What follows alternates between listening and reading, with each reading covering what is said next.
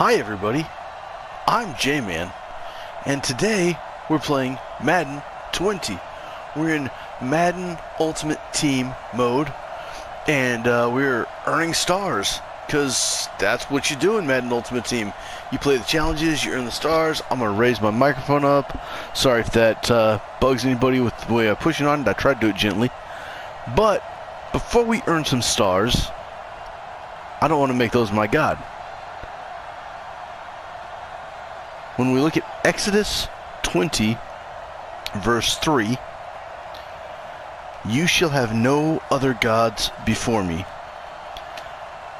Alright, Exodus chapter 20 is one of the 2 times in the Old Testament that the 10 Commandments are listed. This is the first of those 2 times. Let's see, I need to get 80 rushing yards, I know that much. Okay, so, here's the thing. I've seen the 10 Commandments described as 5. The first 5 are how to love God, and the second 5 are how to love man. And this falls in the first 5. It's the second of the 10 Commandments. You shall have no other gods before me. Sure, but what does that mean? Could mean a lot of things. Is that a first down? That's a first down. A lot of people think that the little g gods mentioned here in the you shall have no other gods before me are idols. Most of the time people consider those idols to be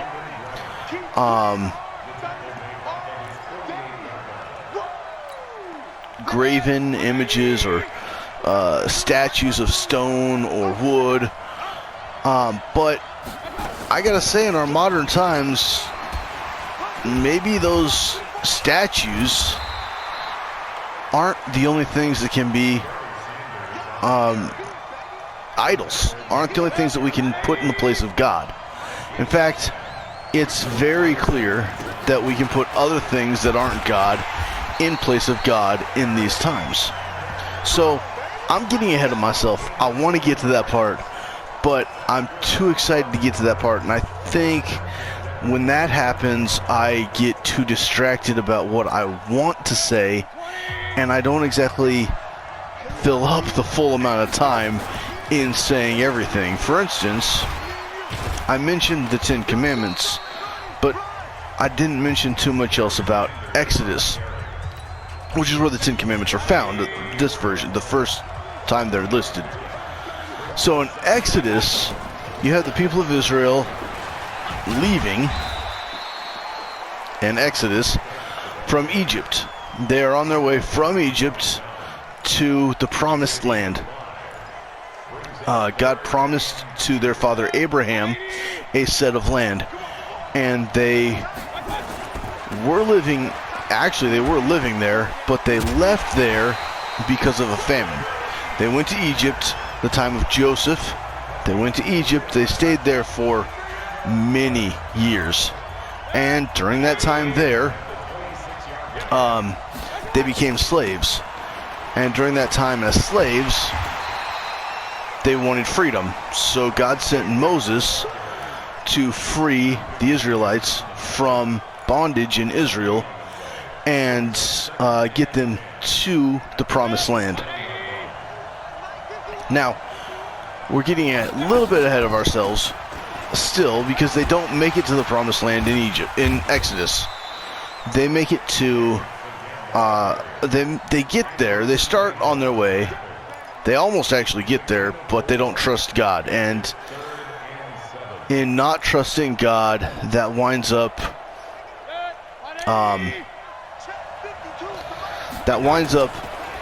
getting them in the wilderness for 40 years.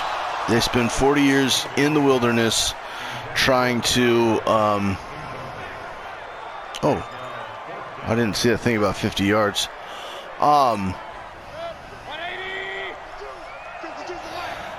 They wind up spending 40 years, a generation basically, on their way to the promised land again. And before they got to the promised land the first time, they stopped at a place called Sinai, the Mount of Sinai. And while they're there, Moses climbs to the top of the mountain and spends some time with God. And while he's up there, God writes out these 10 commandments and then gives them on stone tablets to Moses.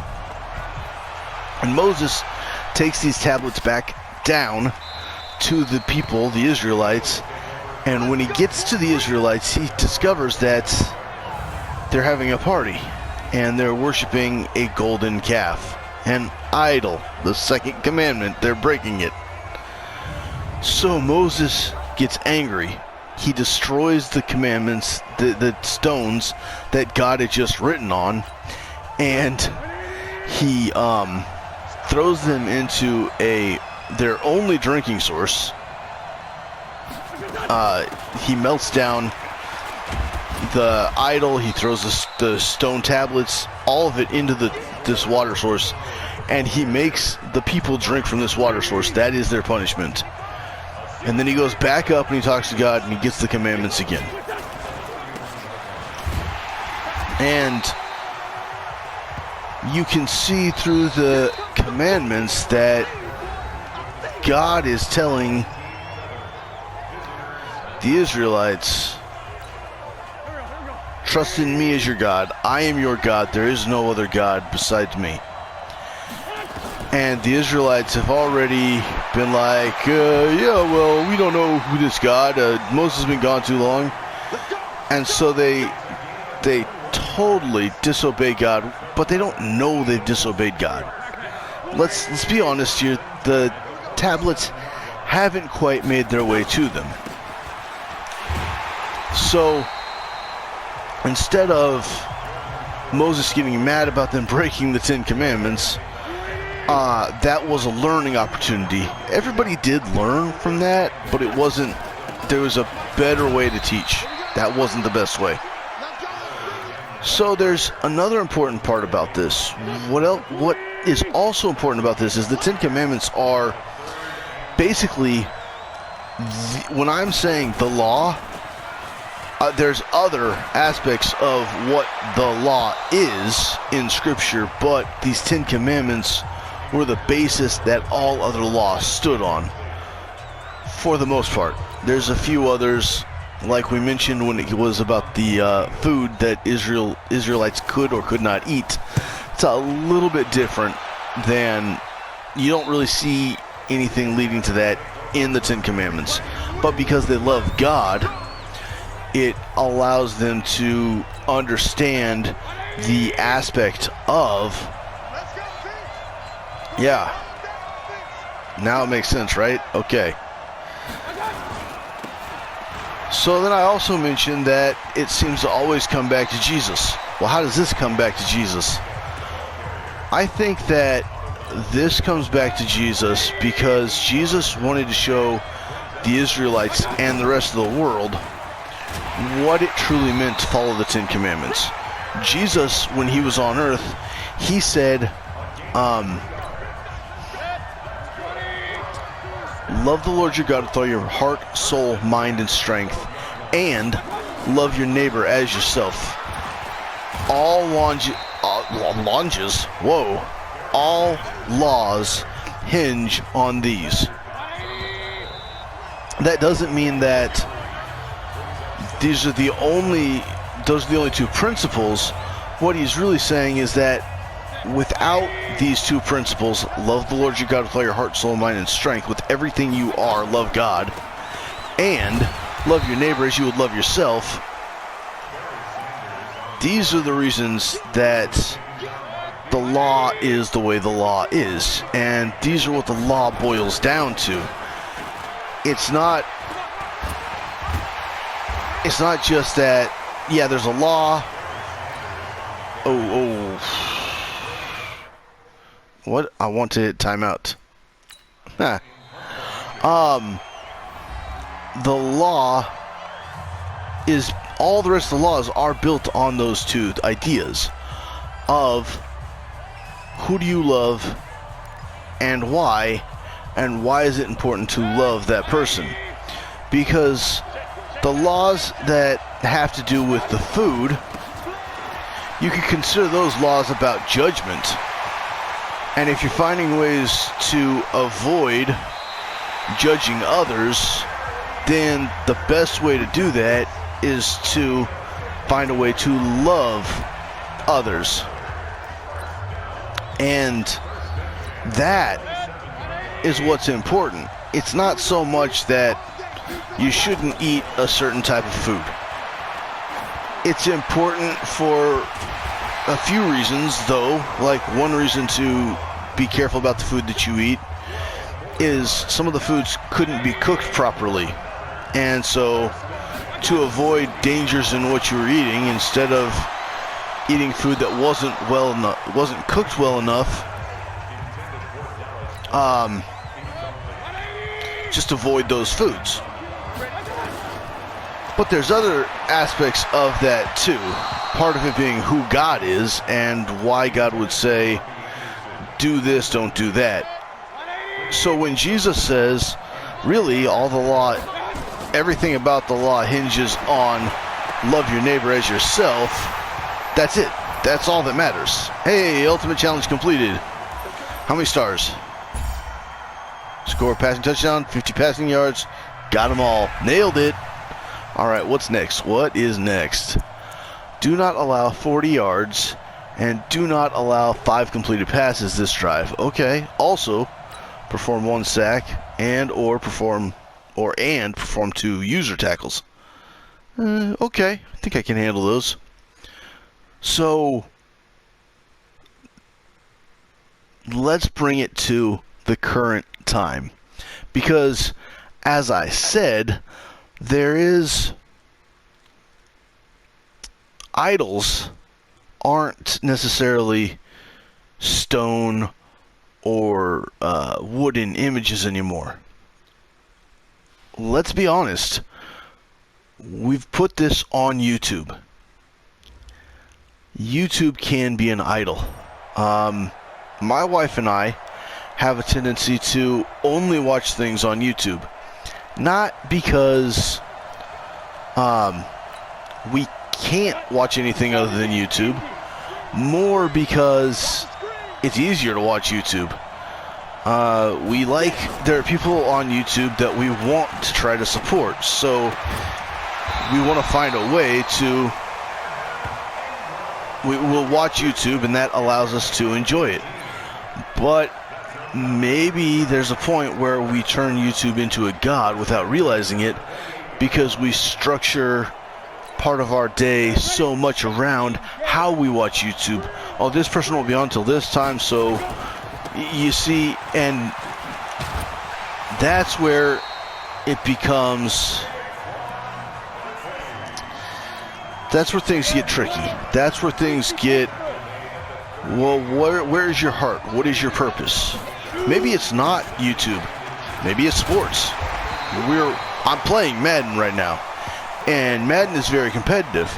Madden does have a few things that are graven images. The Lombardi Trophy is a graven image. I just failed. All right, that's first down. The Lombardi Trophy is the epitome of what a graven image is. It is a statue, and players, coaches, owners, fans. Oh, I shouldn't have switched off of Bosa. All want that item, want to touch that item, hold that item, hoist that item. We're playing a career mode in Madden, which has in it the idea of holding up the Lombardi Trophy.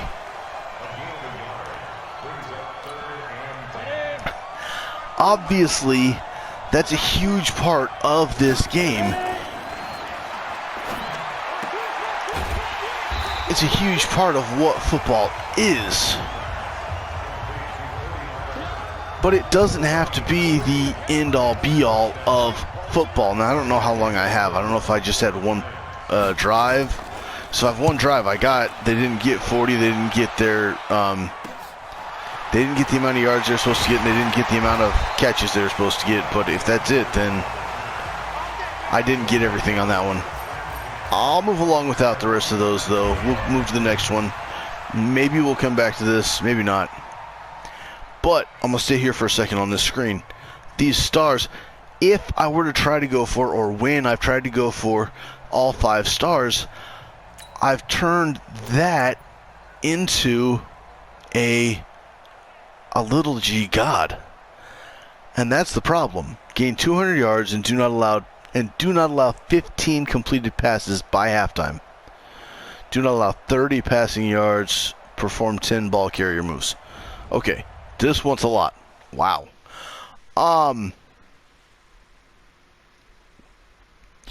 By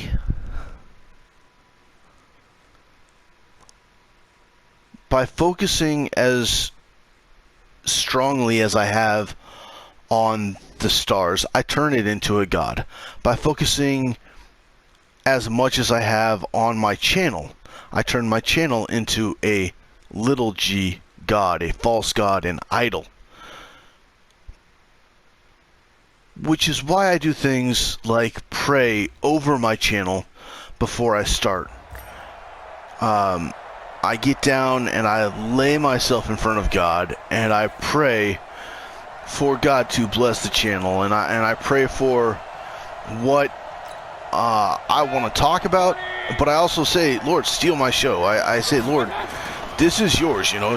I want to play the background. This is not about me. This is all about you, and that is nowhere near the way I want to start this one. Okay. The way I view my channel and the way I use my channel is important because I can't make this channel all about me. As much as I want to, as easy as that would be, as fun as that would be, I can't make this channel about J-Man. I want to make this channel about God, which is what makes right now so difficult, because right now I'm like, oh, I'm talking about myself, but I'm doing it in a way, or I'm attempting to do it in a way where I'm expressing how important God is to my channel. Why I think that God is important to my channel.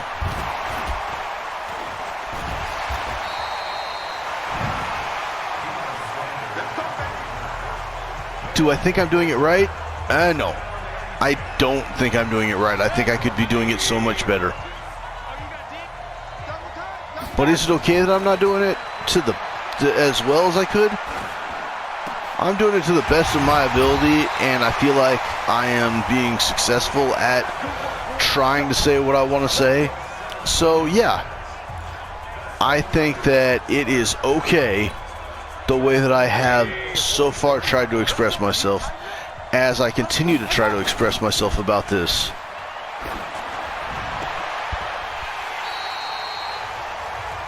I can't make the sport of football my God. I can't make it more important to me than anything else. Because if football and the Lombardi Trophy becomes more important to me than my wife, there's some problems. If it's more important to me than God, that's even worse.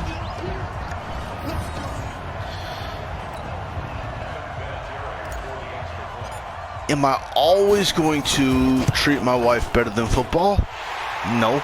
I'm going to make mistakes sometimes. I might put football on God's throne by mistake sometimes. Especially when the 49ers get back to the Super Bowl. That'll be an exciting day for me again. Even though I know it just happened, it was exciting. And you know what? I made football, the 49ers, the Lombardi Trophy, way more important than it needed to be. I gave it way more importance. But I also know that God forgives me, and that God made me the way he made me, and he's aware of that style. So it doesn't mean that I'm right, and all I've really done is tried to justify my actions, which is even worse. But it's also important to notice that it isn't just about the sport. And going back to YouTube, and my channel is part of YouTube, when I'm talking about that, I'm kind of lumping them all together. But,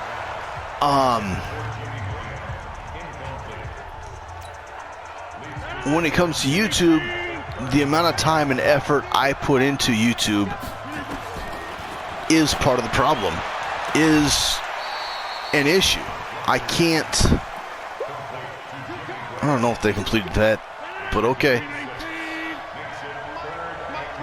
It does take prayer and petition, and it also takes, when we're watching YouTube, not paying as much attention to YouTube, but paying more attention to each other. And I think we do that.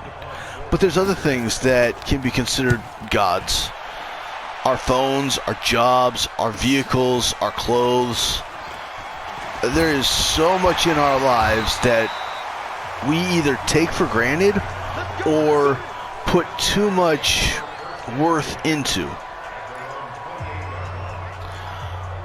My worth doesn't come from what I own or things I have. My worth comes from the sacrifice. Oh man, that's the second one this game. My worth comes from God. God viewed me as so important that he died for me. That is where my worth comes from. That's where my worth is. My worth is in that sacrifice. I shouldn't find my worth anywhere else. I threw 2 picks so far this half. I can't find my worth in those picks, because then I'll consider myself worth less. And I'm not worthless. If I fail this challenge, and right now it's not looking so great, if I fail this challenge, I can't find my worth in the failure, because then I will feel like I'm worth less. And I'm not worthless. I am worth the blood of Jesus, which is priceless. I can't put price, I can't put a value on the blood of Christ that he shed. It's invaluable. And that's my worth in God's eyes. And that's where I should find my worth as a whole. My worth shouldn't be found in anybody else's eyes. For instance, right now, I may sound bitter about how many views my channel has. I know I've talked about it enough on this channel. I wonder if this counts as yards or not. Well, I'm going to take it down. Let's get some points on the board. 74 yards. I wonder if that adds to my 200 yards. It's not offense. I don't know. I don't know how that works. That was a good play, though. Nice block. See, now, if I find my worth in this is just one play. It was one play where number 55 was in the right spot at the right time and found an opening and took it and went ahead and got the touchdown. And it feels good, but it's not the end. It's not all that there is in the game. It's just one touchdown. It's just 7 points with the extra point. I can't find my value there, especially when on offense, we've thrown 2 picks. That's the first pick we've recovered. And it does help to change the momentum in the game, but it doesn't necessarily, it doesn't matter outside of this game. But when I find my value in the blood that was shed, then I realize how precious I am. Oh, they got it. That's the second fumble we got from them. That's good. We're getting some good hits, but they are just chewing the clock right now. I do not like that.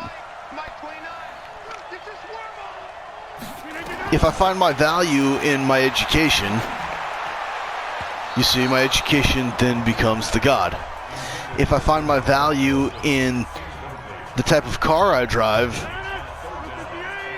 well, then it depends on the type of car I drive. I mean, I've got 2 cars. Between my wife and I, we've got 2 cars. My wife drives the newer car, and I drive the older car. But because the older car is a beat-up old car, does that then mean that I'm a beat-up old person? No. Should I find my value in my car being beat up and old? No. Should I disregard the value that my car then has because it's beat up and old? No. But it's also an earthly thing. All these things are earthly things. They don't have any actual value. They're meaningless. What has value, what means something, is the life that Christ lived when he was on earth and the blood that he shed on the cross. Ooh, triple teamed, and I made the catch. I'll take that. Yeah, oh man.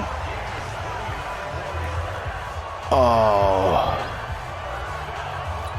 So the special teams and the defense meant nothing. See? That's why I can't take anything too seriously in this game. It doesn't mean anything. My special teams and my defense, those plays don't mean anything. Doesn't take the yards away that the Packers offense had by me running it back that way. It doesn't add it to my team's total. Man, it would have been better for me to have just gotten off the field and let my offense take over. But I guess it's a live and learn sort of thing. We're just going to do one down on this because we're getting to the end of our time here. But if I value myself based on time, which again, we're talking about another type of idol. Time is money.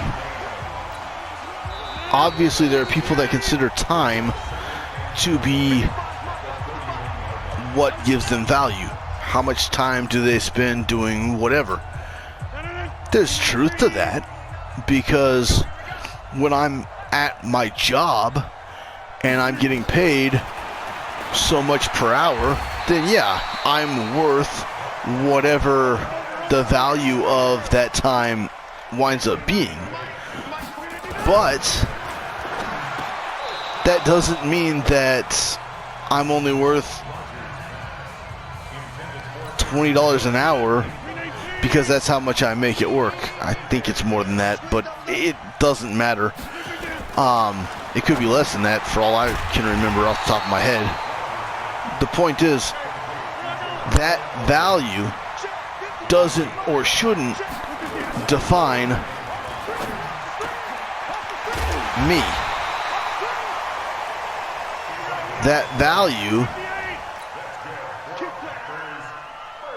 is only whatever they want to give me at work.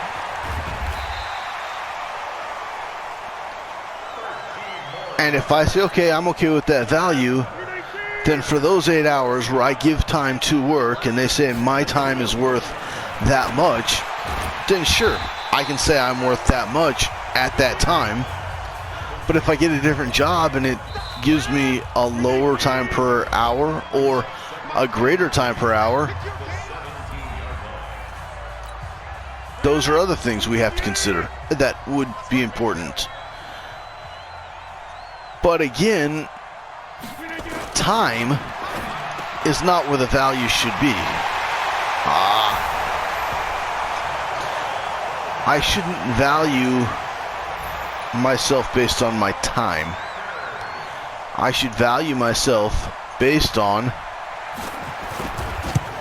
that's right, the blood that Jesus shed. Because anything else that I try to put into that spot that's not God, and Jesus is God, is an idol, is false, is worthless.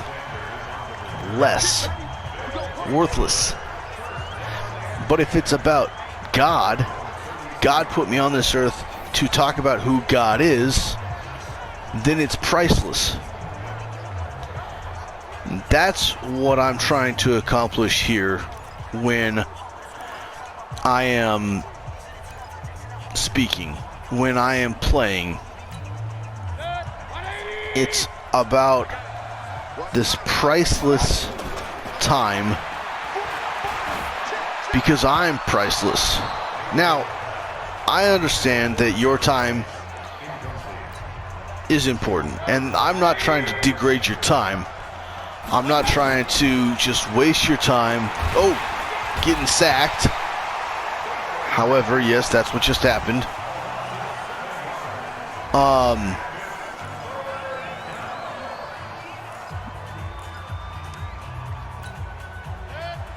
Your time is valuable to me as well. Just like you are valuable to me because you're valuable to God. And because of your value to God, I also find value in you. Of course, I am grateful for the fact that you're watching, because that means that I can continue to, that I don't feel like I'm wasting my time. But even if you're not watching, I don't feel like I'm wasting my time. I get to play video games and talk about God, and it's fun. So, not wasting my time. And eventually, hopefully, God will open this up to more people to be able to watch, so that people do get to hear his message, do get to hear what God wants them to understand about life, do get to see God and have conversations about God. Leave prayer requests in the comment section so that people can be praying for everybody.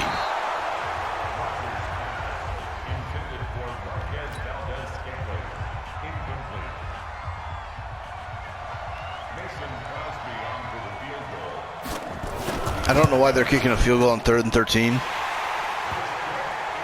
Unless they're going to try for an onside kick to see if they can get a little bit more. But I don't think their onside kick's going to work. And it's not an onside. Oh, no, yep, and it's not an onside kick, which is also. Let's just see how much time we can take off the clock here, because I'm not going to get 110 yards in 4 seconds. Yeah, I'm better off just doing that. Okay. So, as we're getting to the end of this, thank you for watching. May God bless you. And remember, even though we failed, that's not what's important. If I make that, the failure that we've got right here, important, then I'm taking away from your value. And your value is found in God. Because you have value when I say God loves you.